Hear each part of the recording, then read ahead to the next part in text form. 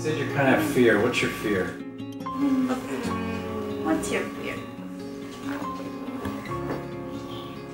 The people are going to make fun of you? What else? Stare at you?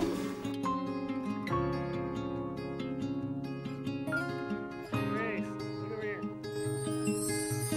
Put your makeup on, get your nails done, curl your hair, run the extra mile, keep it slim so they like you.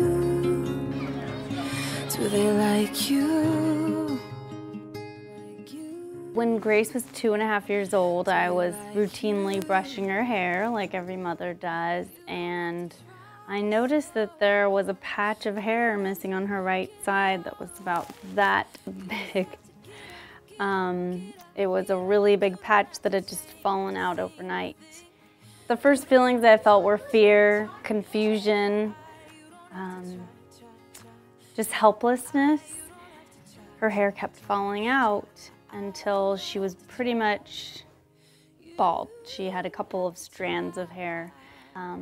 When there's something different about your child and no one can tell you what it is or why your child is suffering, it's tough as a parent. But we really focused on our faith and just trusting that God had a bigger plan. You have some of your friends that I'll see around you, some of the other ones. Elsie really sticks up for me. I know. When someone makes fun of me, she likes to, don't be mean to my friend. I know. Grace is now 9 years old. She's had alopecia since she was 2.5, and it's been a journey. Over this last summer, she lost all of her hair and eyelashes and eyebrows for the first time. So we were all a little anxious, I think, as parents. My husband and I were anxious for her to go back to school, and how would she be received by the other children. How important the first day of school you're going to wear? Well, what about that vest that I got you, Grace? The pink vest. It was a hard summer, but it was really awesome how something so difficult was turned into something so beautiful. Silvergate Elementary School, this principal, asked Grace if she would be the ambassador of the school to help advocate kindness and love throughout the school. And when Grace came, she had some stories to tell, and her stories are so important to us because we all learn from each other's life stories.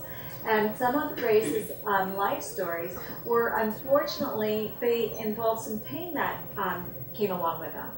So Grace now has a platform. She goes to every single classroom and talks to the kids in front of the class about how we can love others who are different. We all have differences. How to embrace each other's differences. When people are being mean to you, is it okay to just walk away? Sometimes it's okay, like one time I did that and they didn't care, but sometimes it actually hurts people's feelings, because I had that once. Well, I think that's a good question, Parker. I think if you're kind back and you affirm them in a kind way and let them know this is not okay the way you're acting. So I'm so grateful. I'm really grateful for what God has allowed.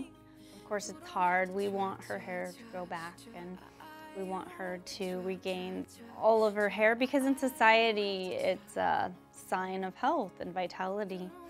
And we believe that she's going to, but we're also enjoying the journey and the process along the way, and hoping that God can be glorified through this circumstance.